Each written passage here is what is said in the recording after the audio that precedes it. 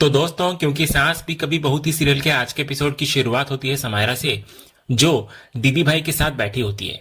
दीदी भाई समायरा से उसके और सिद्धार्थ के रिश्ते को लेकर सवाल करती हैं और पूछती है कि आखिर उसे उनका सिड मिला कहां से। तो समायरा कहती है कि दोनों की मुलाकात कॉलेज में हुई थी। तो दीदी भाई तुरंत समझ जाती है कि वहीं से दोनों के बीच प्यार शुरू हुआ होगा और समायरा भी हाँ में जवाब देती है। दीदी भाई मजाकिया अंदाज में समायरा की खिंचाई करने लग जाती है कि पढ़ने के लिए कॉलेज गई थी या प्यार करने के लिए। वो अपने जमाने की बात बताते हुए कहती है कि उनके समय में लड़कियों को इतनी आजादी नहीं थी। वो तो गर्ल्स कॉलेज जाती थी और लड़कों को देखने तक से बचती थी। इसके बाद दीदी भाई अपने खान पान की पसंद का जिक्र करती है। वो कहती है कि वो यहाँ ज्यादा आती नहीं है तृप्ति और सुभाष के साथ रहने के लिए, लेकिन जब वो आती है यहाँ पर अपना फेवरेट नॉनवेज जरूर खाती है। फिर दीदी भाई को चिंता होती है कि समायरा को तो ये सब बनाना आता ही नहीं होगा। ऐसे में शादी के बाद वो उनके घर और वहां के माहौल में कैसे एडजस्ट करेगी। तभी सिद्धार्थ वहां आ जाता है और अपनी पीसी माँ की बात सुनकर समायरा का साथ देता है। वो कहता है कि समायरा को सब बनाना आता है और वो बहुत टेस्टी चिकन मसाला बनाती है। तो दीदी भाई ये सुनकर हैरान नजर आती है, क्योंकि सिद्धार्थ ने पहले बताया था कि समायरा गुजराती घर की है और वहां नॉनवेज नहीं बनता।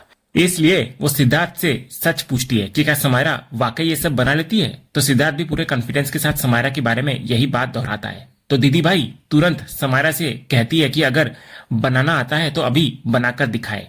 लेकिन सिद्धार्थ बीच में बात को संभालते हुए याद दिलाता है कि अभी ऐसा करना संभव नहीं है, क्योंकि ये गुजराती घर है और यहाँ नॉनवेज अलाउड नहीं है। दीदी भाई फिर सवाल करती हैं कि अगर यहाँ नहीं बनता तो समायरा को यह सब बनाना आया कहां से। तब सिद्धार्थ पूरी कहानी बताने लगता है कि उसने खुद समायरा को समझाया था कि उसकी पीसी माँ को ये डिशेज बहुत पसंद है, इसलिए उसको सीखना पड़ेगा। शुरुआत में समायरा ने साफ कहा था कि उनके गुजराती घर में ये सब नहीं बनता और वो खुद भी नॉनवेज नहीं खाती, लेकिन जब बात पीसी माँ की पसंद की आई तो उसने उनके लिए सीखने की बात मान ली। यही बात सुनकर दीदी भाई और भी खुश हो जाती है और समायरा से रेसिपी पूछने लगती है। तो समायरा एक पल के लिए सिद्धार्थ की तरफ देखती है, क्योंकि अब उसे समझ नहीं आता कि इस कहानी को आगे कैसे बढ़ाया जाए। तभी सिद्धार्थ अपने फोन से उसे एक मैसेज करता है कि जिस पनीर की रेसिपी उसने बर्थडे पर बनाई थी उसी में पनीर की जगह चिकन मानकर रेसिपी बता दे। तो समायरा मैसेज पढ़ती है और फिर उसी हिसाब से दीदी भाई को रेसिपी समझाने लग जाती है। सिद्धार्थ भी पीसी माँ से समायरा की तारीफ करते हुए कहता है कि उसने इतनी अच्छी डिश बनाई थी कि उसे बिल्कुल उनकी याद आ गई थी। इसके बाद समायरा इधर कहती है कि सबसे पहले पैन लेना होगा, फिर चिकन काटना होगा। दीदी भाई तुरंत बीच में पूछती है कि चिकन खुद काटेगी या नहीं, और काटने से पहले उसकी सफाई भी करेगी या नहीं। तो समायरा हाँ में जवाब देते हुए पूरी प्रक्रिया बताती है कि पहले चिकन साफ किया जाएगा, फिर उसे मसालों में मैरिनेट किया जाएगा। इसके बाद लहसुन, टमाटर और प्याज के साथ उसे अच्छी तरह भूनना होगा और ये सब धीमी आंच पर करना होगा। समायरा जिस कॉन्फिडेंस के साथ रेसिपी बताती है उसको देखकर सिद्धार्थ फिर अपनी पीसी माँ से कहता है कि देखिए, समायरा ने ये सब सिर्फ आपके लिए सीखा है। तो दीदी भाई समायरा का हाथ पकड़कर उसकी तारीफ करती है और उन्हें महसूस होता है कि यह लड़की सच में बहुत प्यारी है। सिद्धार्थ भी समायरा की तारीफ करते हुए कहता है कि वो बड़ों की बहुत रेस्पेक्ट करती है और उनकी बात भी मानती है। वो मजाक में यहाँ तक कहता है कि अगर कभी उसे और दीदी भाई में से किसी एक को चुनना पड़े तो समायरा उसे नहीं बल्कि पीसी माँ को चुनेगी। ये सुनकर दीदी भाई समायरा को प्यार से कहती है कि उसे किसी की नजर न लगे।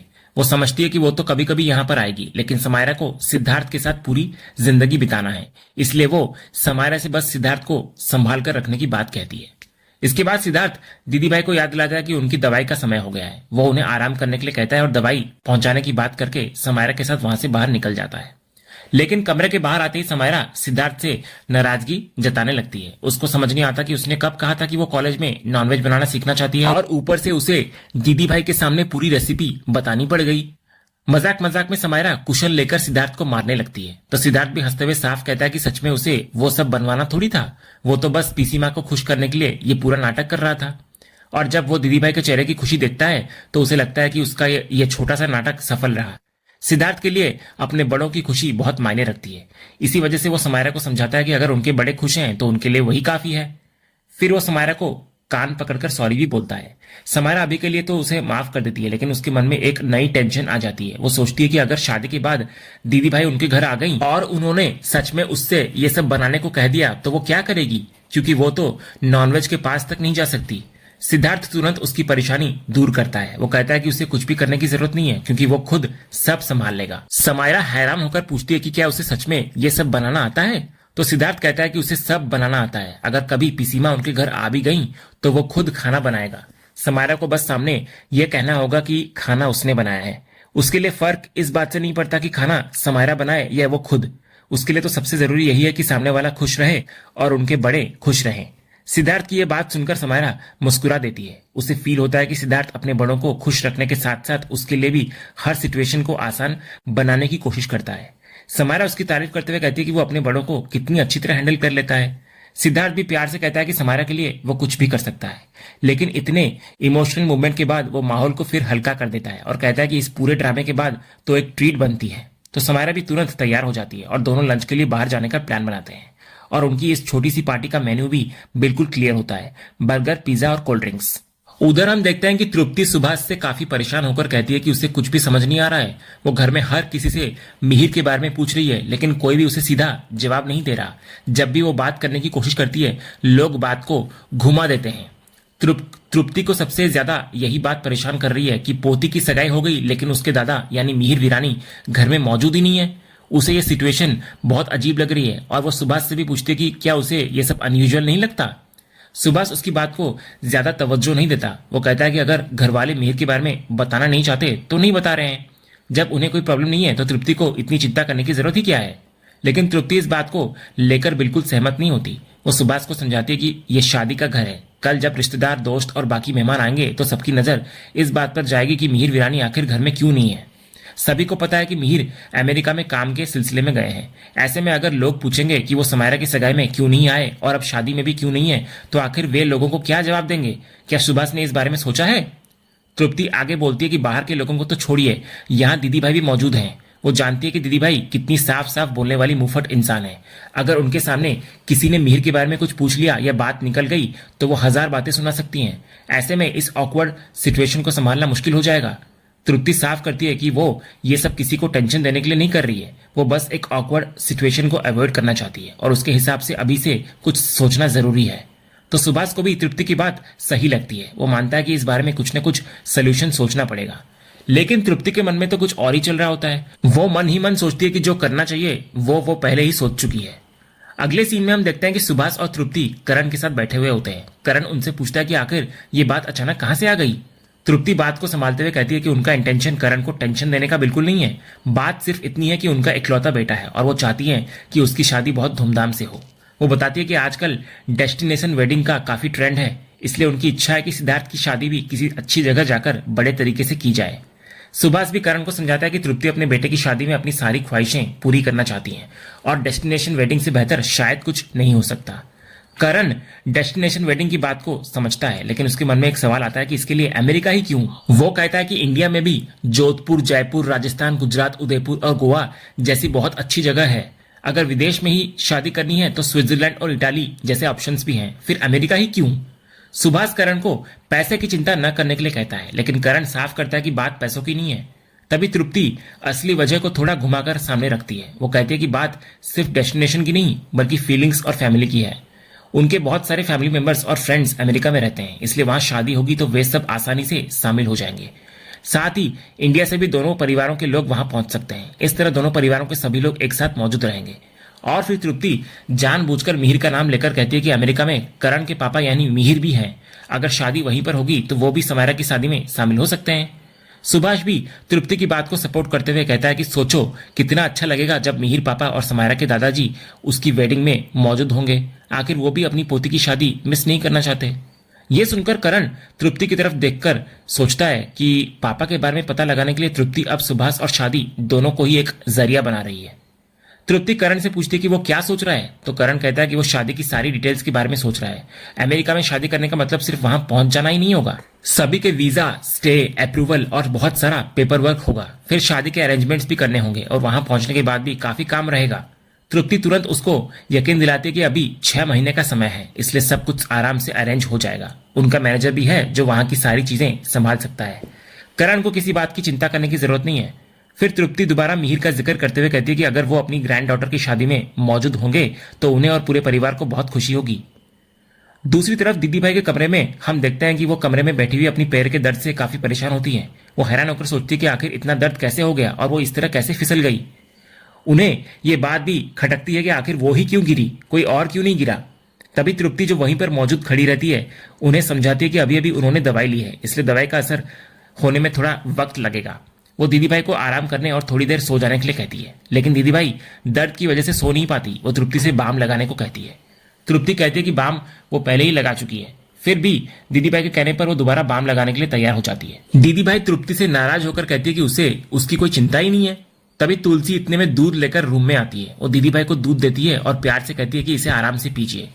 इसके बाद तुलसी तृप्ति की तरफ देखकर दीदी भाई से कहती है कि वो बहुत लकी है क्योंकि तृप्ति उनकी बहुत सेवा करेगी। वो दीदी भाई को समझाती है कि उन्हें बस एक बार कहना है क्योंकि उनकी वजह से ही तृप्ति यहाँ रुकी हुई है, वरना वो यहाँ रुकने वाली कहाँ थी। तुलसी आगे तृप्ति की तारीफ करते हुए कहती है कि अगर दीदी भाई कहें तो तृप्ति पूरी रात उनके पास बैठ सकती है, उनका सिर दबा सकती है, पैर दबा सकती है और जरूरत पड़े तो पूरी रात बाम भी लगा सकती है। वो बड़ों की बहुत इज्जत करती है और उनकी सेवा करने में पीछे नहीं हटती। दीदी भाई ये सुनकर अपनी परेशानी बताते हुए कहती है कि अब तो उनके ऊपर एक और मुसीबत आ गई। उन्हें लड़की के मायके में रुकना पड़ रहा है और वो भी गिरने की वजह से। वो मजाक में कहते हैं कि अगर गिरना ही था तो कहीं और गिर जाती, यहाँ क्यों गिरी। तभी तुलसी तृप्ति की तरफ देखकर बात को एक अलग मोड़ देती है। वो दीदी भाई से कहती है कि उन्हें किसने कहा कि वो गिर गई हैं, वो तो उन्हें गिराया गया है। तुलसी की ये बात सुनते ही तृप्ति के चेहरे का रंग इधर उड़ जाता है। उसके मन में तुरंत सवाल उठता है कि कहीं तुलसी मैया ने उसे ऐसा करते हुए देख तो नहीं लिया। दीदी भाई इधर हैरान होकर तुलसी को पूछती है कि सच में किसी ने उन्हें गिराया है। इधर तृप्ति तुरंत सिचुएशन संभालने की कोशिश करती है। वो दीदी भाई को समझाती है कि ऐसा कुछ नहीं है और तुलसी सिर्फ मजाक कर रही है। वो कहती है कि दीदी भाई को दर्द हो रहा है, इसलिए उनका ध्यान दर्द से हटाने के लिए तुलसी ऐसी बातें कर रही है। लेकिन तुलसी साफ करती है कि वो बिल्कुल मजाक नहीं कर रही है। दीदी भाई दोबारा पूछती है कि क्या सच में किसी ने उन्हें जानबूझकर गिराया है। अब तुलसी पूरी घटना को समझाते हुए कहती है कि जब दीदी भाई मंदिर में दर्शन करने गई थी और दर्शन करके वापस आई तो घर जाने के लिए उन्होंने अपनी चप्पल पहनी थी। इसके बाद जैसे ही वो थोड़ा आगे बढ़ी उनका पैर फिसल गया और वो गिर गई। फिर तुलसी इस पूरी घटना को भगवान की मर्जी से जोड़ते हुए कहती है कि अब जब दोनों परिवारों का रिश्ता जुड़ गया है तो अगर ये घटना नहीं होती और दीदी भाई और तृप्ति यहाँ नहीं रुकती तो उनकी जान पहचान कैसे बढ़ती। दीदी भाई भी कहती है कि भगवान किसी और को गिरा देते, तृप्ति को ही गिरा देते। आखिर समायरा की सास बनने वाली तो तृप्ति ही है ना, इसलिए अब उसी के साथ जान पहचान बढ़ानी चाहिए। तो तुलसी मुस्कुराते हुए कहती है कि तृप्ति को तो वो अच्छी तरह जानती है, इसलिए अब पहचान भी धीरे धीरे अच्छी तरह हो ही जाएगी। इसके बाद तुलसी दीदी भाई से पूछती है कि उन्हें और कुछ चाहिए तो जरूर बताएं। दीदी भाई कहती है कि उन्हें दलिया खाना है। तृप्ति तुरंत कहती है कि वो अभी महाराज जी को दलिया बनाने के लिए कहती है, लेकिन तुलसी कहती है कि महाराज जी जा चुके हैं। फिर वो तृप्ति की तरफ देखकर कहती है कि तृप्ति भी तो अच्छा दलिया बना लेती है। तुलसी जानबूझकर दीदी भाई से पूछती है कि क्या वो तृप्ति के हाथ का बना दलिया खाएंगी, तो दीदी भाई हाँ कहती है। अब तुलसी तृप्ति को एक और काम देती है। वो कहती है कि अगर वो किचन जा ही रही है तो उसकी कमर में काफी दर्द है और वो थोड़ा आराम करने जा रही है, साथ ही किचन में कुछ बर्तन पड़े हैं तो तृप्ति उन्हें भी साफ कर दे। तो दीदी भाई तुरंत तृप्ति की तारीफ करते हुए कहती है कि वो घर के काम में टॉप नंबर है और सारे काम अच्छे से कर लेगी। तो तुलसी ये सुनकर मुस्कुराते हुए कहती है उसको तो तृप्ति की इस खूबी के बारे में पता ही नहीं था। फिर तुलसी तृप्ति को बोलती है कि जाते जाते बर्तन भी धो देना और अगर हो सके तो दलिया थोड़ा ज्यादा बना देना क्योंकि उसे भी थोड़ा खाना है। तृप्ति भी पलटकर कहती है कि सिर्फ दलिया क्यों, अब तो उसे तुलसी को बहुत कुछ बनाकर खिलाना है। इसके बाद तृप्ति वहां से चली जाती है, लेकिन जैसे ही वो बाहर आती है उसके चेहरे के भाव पूरी तरह बदल जाते हैं। वो मन ही मन सोचती है कि अभी तो तुलसी मैया दलिया खा ले क्योंकि थोड़ी देर बाद उनके पास कुछ खाने लायक नहीं रहेगा। तृप्ति ने पहले ही इसका इंतजाम कर दिया है। उधर हॉल में शोभा तुलसी की साड़ियों को देखते हुए उसकी एक साड़ी की तारीफ करती है और कहती है कि इन सारी साड़ियों में से उसे यही सबसे बेस्ट लगी, इसका कलर बहुत सुंदर है। लेकिन तुलसी को ये कलर खास पसंद नहीं आता। नंदिनी भी साड़ी को देखकर कहती है कि साड़ी तो अच्छी है, लेकिन तुलसी तंज कसते हुए कहती है कि ठीक है, जब साड़ी बेमन से लाई जाती है तो ऐसा ही होता है। ये बात करण सुन लेता है और नंदिनी को आकर कहता है कि जाने दो नंदिनी, इनको तो हर चीज में मेरी बुराई ही करनी है। तुलसी तुरंत कहती है कि उसने तो सिर्फ ये कहा कि उसे कलर पसंद नहीं है, इसमें करण की बुराई कहां से आ गई। तो करण उससे पूछता है कि क्या उसे सच में ये रंग पसंद नहीं है। तो तुलसी के मना करने पर करण बोलता है कि वो जानता है कि उसे ये कलर पसंद है क्योंकि ये उनके पापा का फेवरेट कलर था और इसी वजह से ये तुलसी का भी फेवरेट है। तुलसी भी कहती है कि उसे पता था करण को उसका फेवरेट कलर याद रहेगा, इसलिए उसके पसंद के रंग की इतनी अच्छी साड़ी लाने के लिए वो उसको थैंक यू कहती है। तभी वहां बैठे गौतम तुलसी को मजाक में पूछता है कि क्या वो करण का एग्जाम ले रही थी। तुलसी कहती है कि वो एग्जाम नहीं ले रही थी, बल्कि वो ये देख रही थी कि करण उससे कितना नाराज है और क्या वो अपनी नाराजगी हर छोटी बड़ी चीज, हर संस्कार और हर उत्सव पर निकालता रहेगा। लेकिन करण के मन में अभी भी पुरानी बातें जिंदा रहती हैं। वो कहता है कि ये साड़ी गलती से उनके पास आ गई होगी, लेकिन इसका मतलब ये नहीं कि वो तुलसी के साथ हुई पुरानी बातों को भूल जाएगा। खासकर उसके बेटे के साथ जो हुआ उसे वो कैसे भूल सकता है। तो तुलसी भी मानती है कि शायद करण ने ना तो उन बातों को भूला है और ना ही उसे माफ किया है, लेकिन उसे उम्मीद है कि अगर करण गुस्से के बावजूद उसकी छोटी छोटी पसंद और बातें याद रखता है तो शायद रिश्ते में कहीं ना कहीं अभी भी अपनापन बाकी है। तभी अचानक साहिल को एक फोन आता है। फोन रिसीव करते ही उसके चेहरे के भाव बदल जाते हैं। वो घबराकर पूछता है कि आखिर क्वालिटी ठीक नहीं होने का क्या मतलब है। कॉल खत्म होने के बाद करण उससे पूछता है कि क्या हुआ, तो साहिल कहता है कि उसने जो पूरा कंसाइनमेंट भेजा था उसे रिजेक्ट कर दिया गया है। शिकायत आई है कि सामान की क्वालिटी ठीक नहीं थी, पूरा माल जब्त कर दिया गया है और अब उसके खिलाफ लीगल एक्शन लेने की बात की कही जा रही है। साहिल बुरी तरह परेशान नजर आता है क्योंकि इस बिजनेस में उसका बहुत बड़ा पैसा लगा हुआ है और अब लॉस के साथ साथ लीगल केस का खतरा भी सामने आ गया है। तभी दूर खड़ी तृप्ति मुस्कुराते हुए तुलसी की तरफ देखती है और मनी मन अपनी चाल की कामयाबी पर खुश होती है। वो तंज कसती है कि जिस तरह तुलसी उससे दलिया और बर्तन साफ करवा रही थी उसी तरह उसने तुलसी के चेहरे का सुकून साफ कर दिया है। तृप्ति को लगता है कि असली तमाशा अभी शुरू हुआ है। वो तुलसी की परेशान हालत को याद रखने के लिए उनकी फोटो तो खींच लेती है। इसके बाद वो अनजान बनने का नाटक करते हुए साहिल के पास आती है और पूछती है कि उसने अभी क्या सुना, क्या सच में कंसाइनमेंट रिजेक्ट हो गया। साहिल भी इसी बात से परेशान होता है। वो कहता है कि उसने खुद एक एक सैंपल चेक किया था, इसलिए उसके लिए यह समझना मुश्किल है कि अचानक पूरा कंसाइनमेंट रिजेक्ट कैसे हो गया। उसे यकीन होता है कि कहीं ना कहीं कोई बहुत बड़ी गड़बड़ी हुई है। तभी करण साहिल को समझाता है कि वो चिंता ना करे, वे लोग मिलकर कोई ना कोई रास्ता जरूर निकालेंगे। तृप्ति भी सबके सामने कहती है कि वो कुछ लोगों को फोन करके देखती है कि इस मामले में वो कुछ हेल्प कर सकती है या नहीं। वो भी हैरानी जताती है कि आखिर पूरा माल रिजेक्ट कैसे हो गया। वहीं तुलसी चुपचाप खड़ी ये सब देखती रहती है। साहिल के कंसाइनमेंट के अचानक रिजेक्ट होने की बात ने उसके मन में भी कई सवाल खड़े कर दिए हैं। उसके चेहरे से साफ नजर आ रहा होता है कि वो इस पूरी स्थिति को लेकर कुछ गंभीर सोच रही है। और इसी सीन के साथ आज का यह एपिसोड यहीं पर खत्म होता है। तो दोस्तों अब देखना यह होगा कि साहिल का करोड़ों का कंसाइनमेंट आकर रिजेक्ट कैसे हुआ और इसके पीछे तृप्ति की क्या साजिश है। क्या तुलसी को तृप्ति की चाल का सच पता चल पाएगा और क्या करण, साहिल और गौतम मिलकर इस मुश्किल का कोई हल निकाल पाएंगे? अपनी राय कमेंट में जरूर बताइए। वीडियो पसंद आया हो तो वीडियो को लाइक जरूर करें, अपने दोस्तों के साथ शेयर करें और ऐसे ही लेटेस्ट एपिसोड के अपडेट्स के लिए चैनल को सब्सक्राइब करके बेल आइकन जरूर दबा दें। मिलते हैं अगले एपिसोड के अपडेट के साथ, तब तक के लिए धन्यवाद।